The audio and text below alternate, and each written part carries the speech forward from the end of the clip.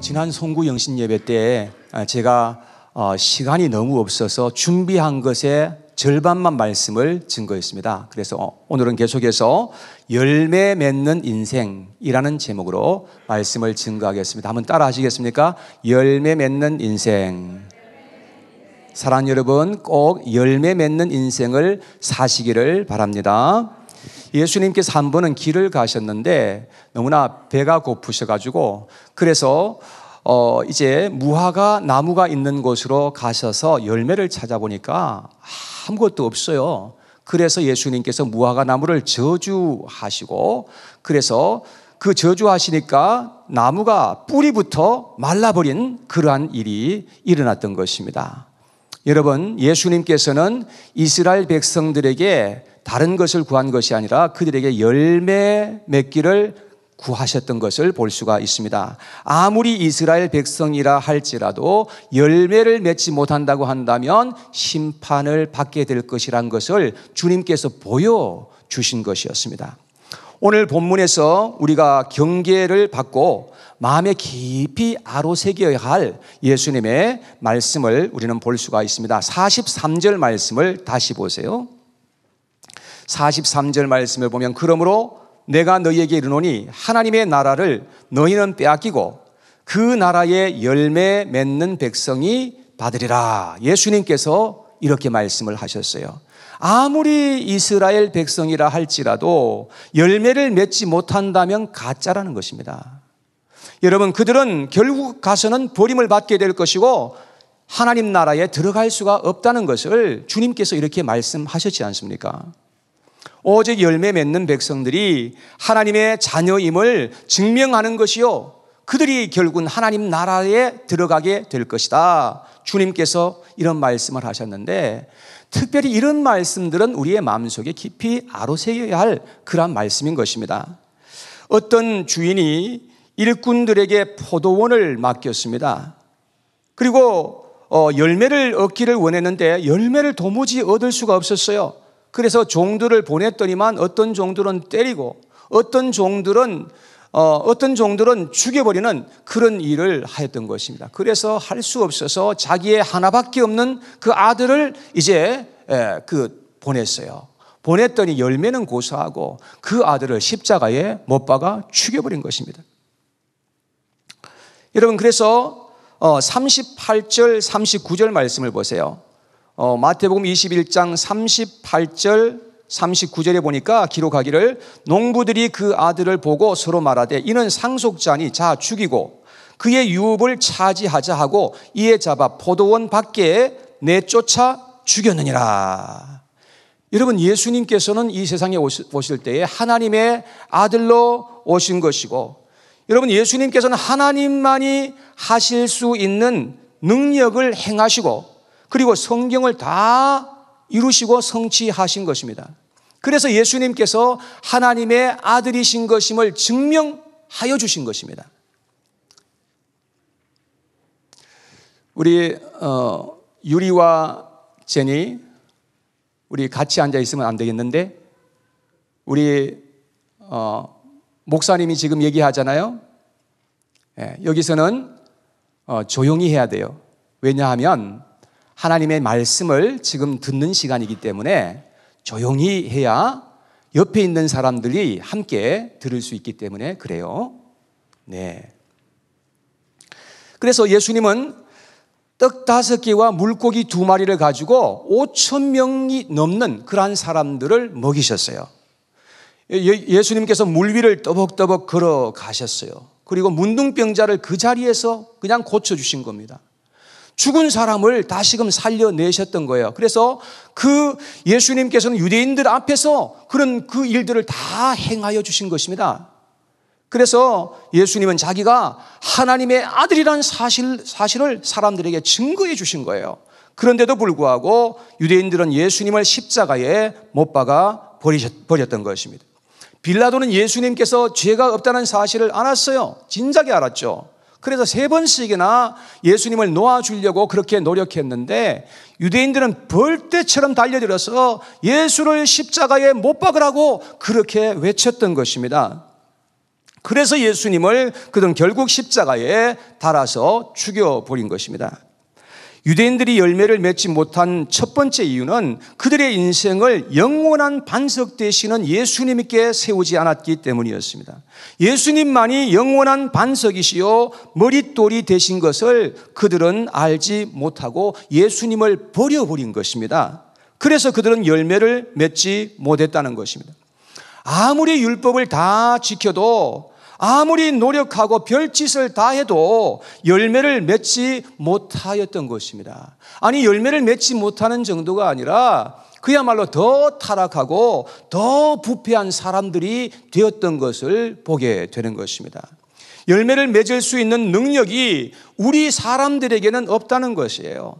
농부는 씨를 뿌리고 가꾸기는 하지만 열매를 맺을 수 있는 능력은 농부에게 없다는 것입니다. 하나님이 햇볕도 주시고 비도 적당하게 내려주시고 바람도 불게 해 주셔야만 되는 것입니다. 모든 자연재해와 병충해를 막아주셔야, 그래야 열매가 맺어질 수가 있게 된다는 것입니다.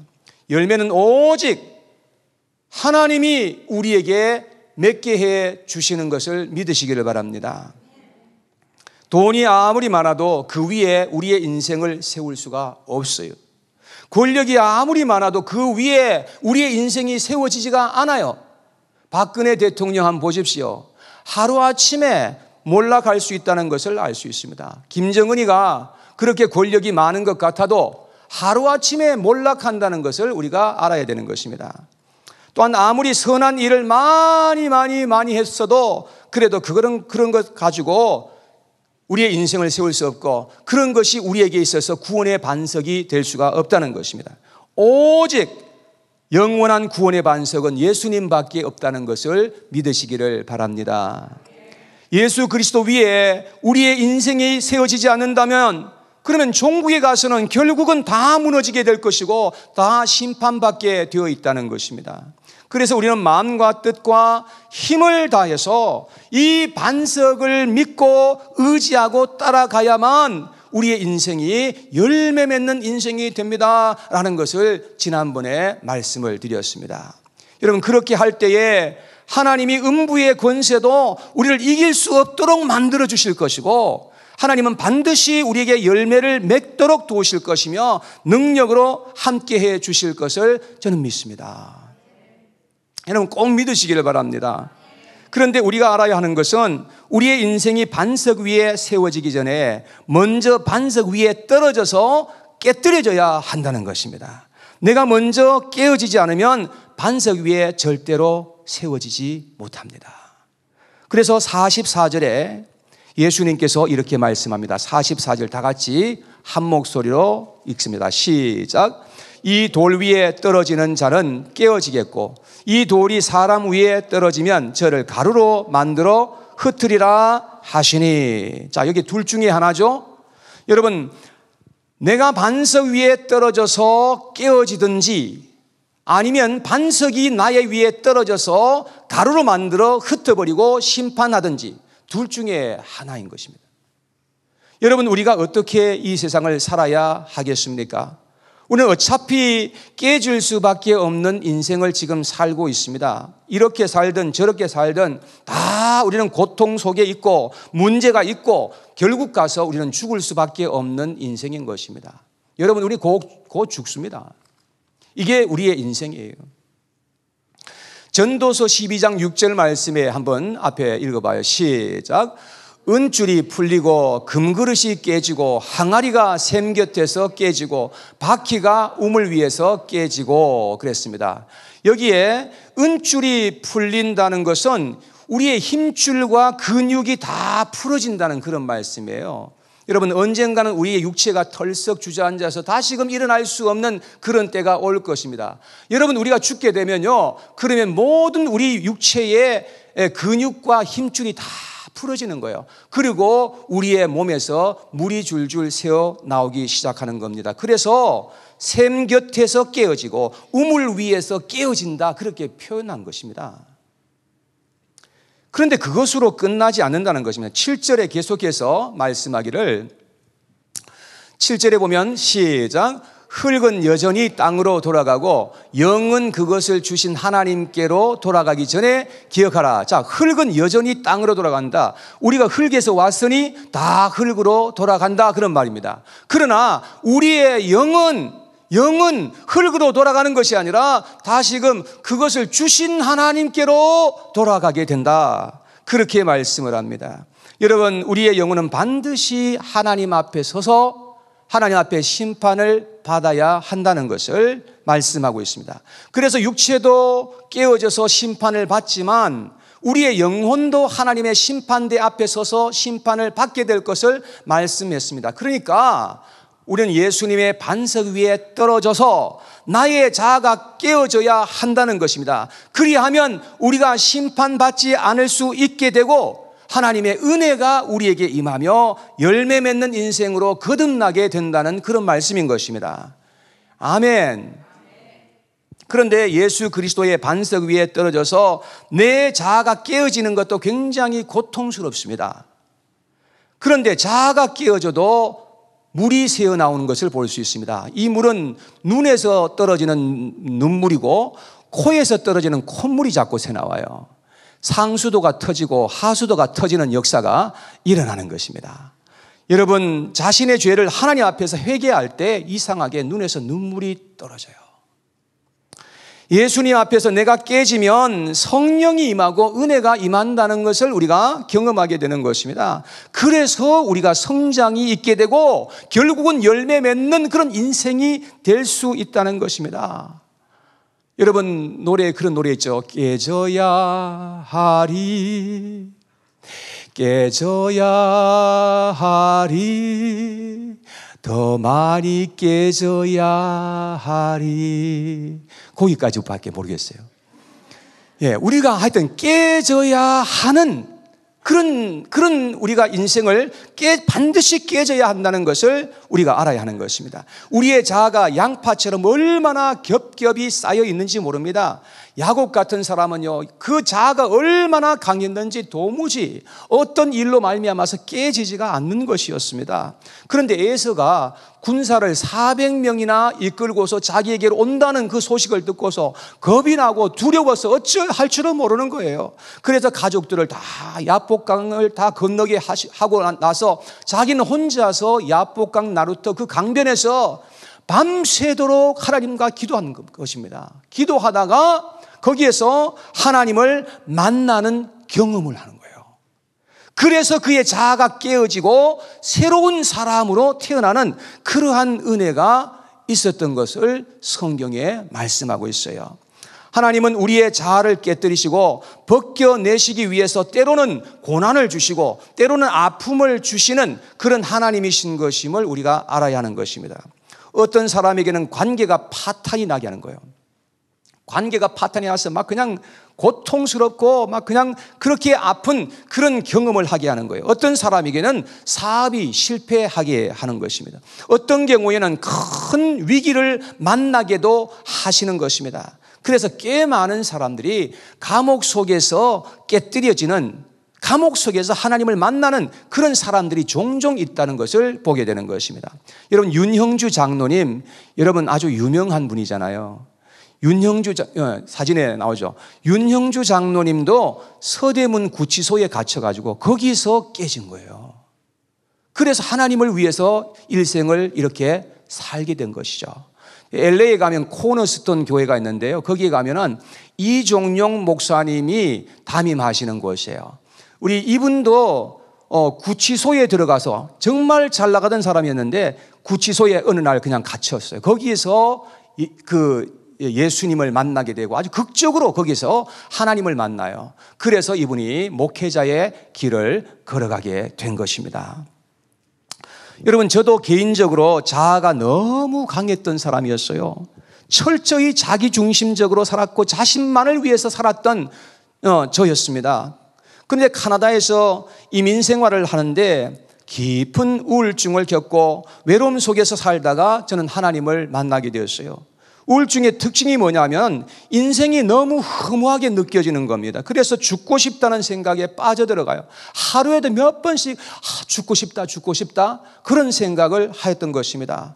여러분 아주 무서운 거예요 이게.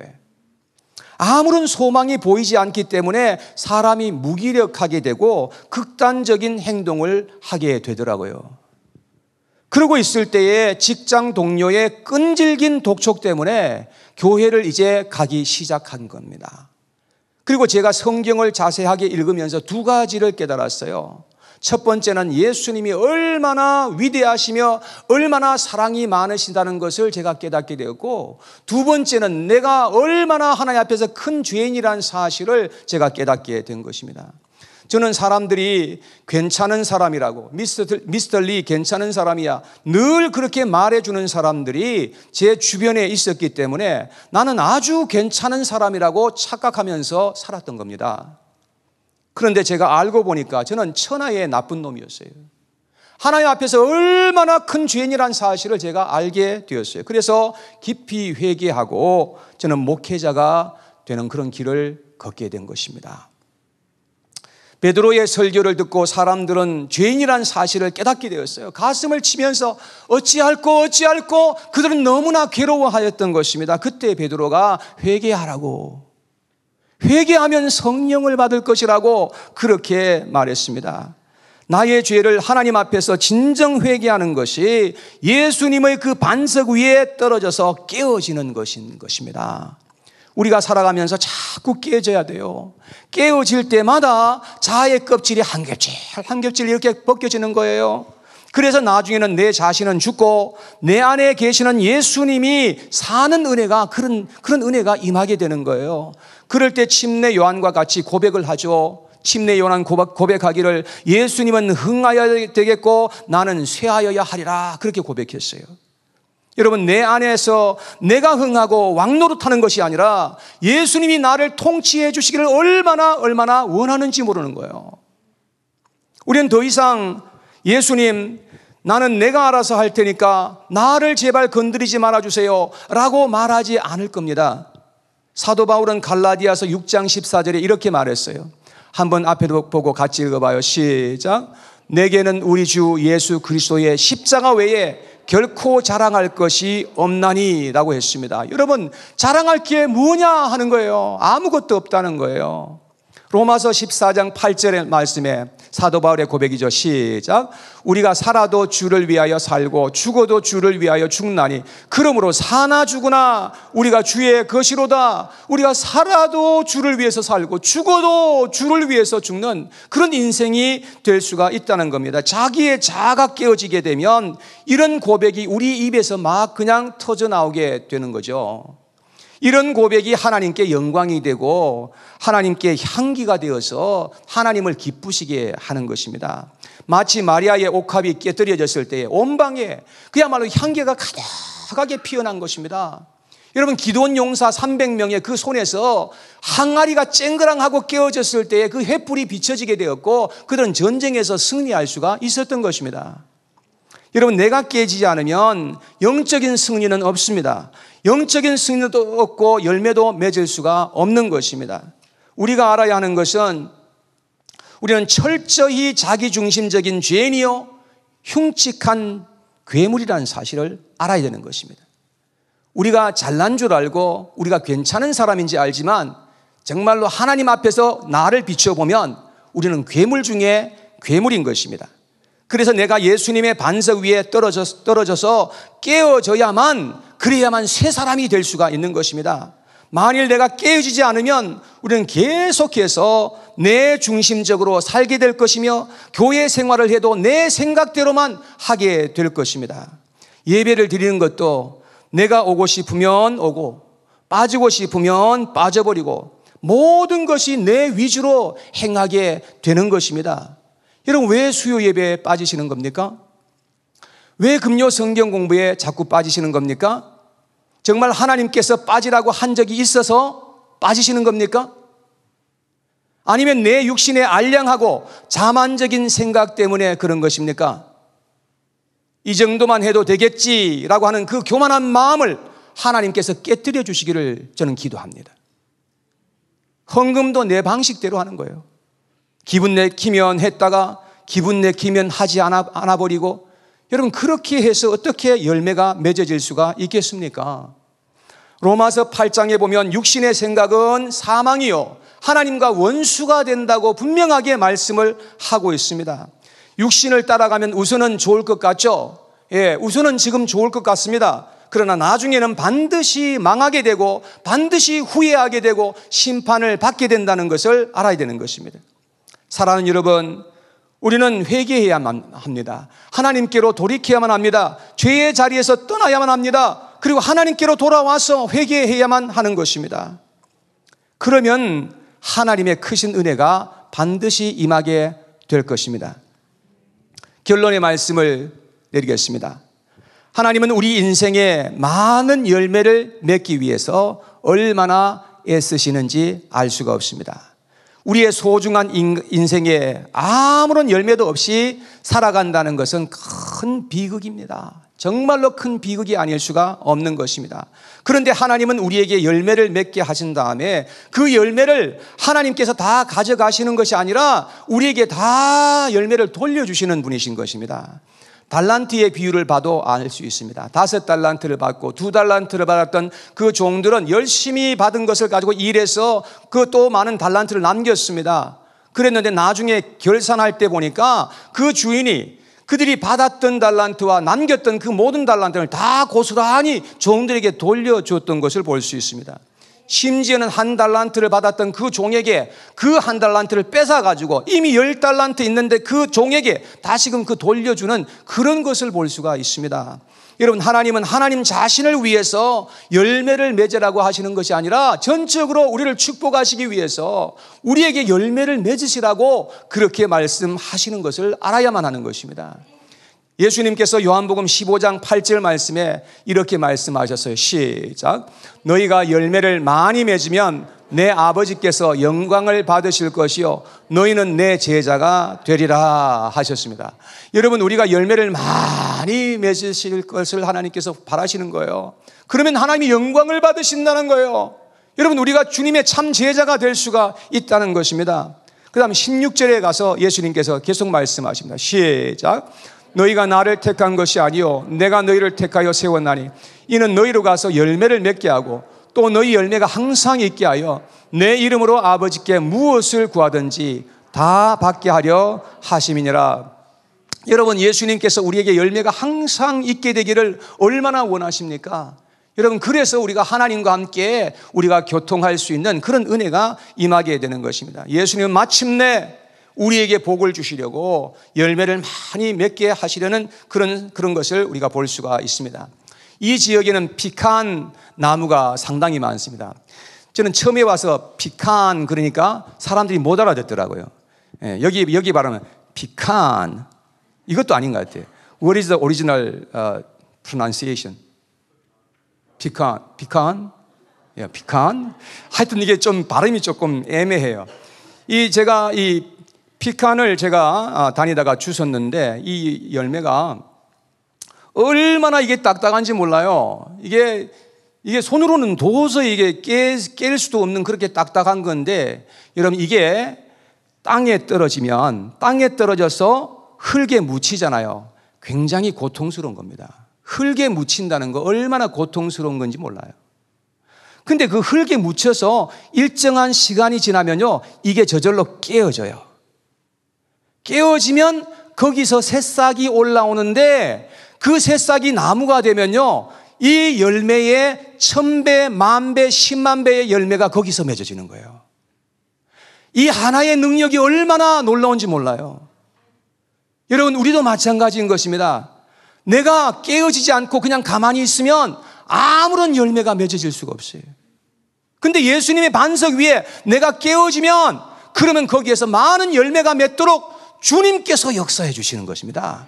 그래서 우리가 주님 앞에서 나와서 회개해야 되고 내가 주님 앞에 돌아서야만 된다는 것입니다. 계속해서 안 좋은 길로, 죄악된 길로 계속해서 고집대로 살아가 보십시오.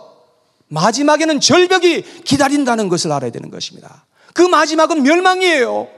여러분, 그렇게 살면 어떻게 되겠습니까? 우리는 예수님 앞에서 내가 먼저 깨어지고 내가 먼저 깨어지면 거기에 놀라운 하나님의 역사가 반드시 일어나게 된단 말이에요. 우리의 개인에게, 우리의 가정에서, 우리 교회에서, 내가 어디에 가든지 거기에서 하나님이 역사해 주시니까 열매가 맺어지고 하나님의 역사하심이 거기에서 나타나게 된단 말이죠. 여러분, 우리 2020년도 이 한 해를 살아가면서 우리 모든 반석교 성도님들이 다 열매 맺는 제자의 삶을 살아가시기를 주님의 이름으로 축원합니다. 여러분 사랑합니다. 여러분, 우리가 주님 앞에서 열매 맺어야 우리가 주님 앞에 영광을 돌려드릴 수 있습니다. 이 한 해 동안에 그런 놀라운 축복이 우리 모두에게 일어나게 되기를 간절히 축원합니다.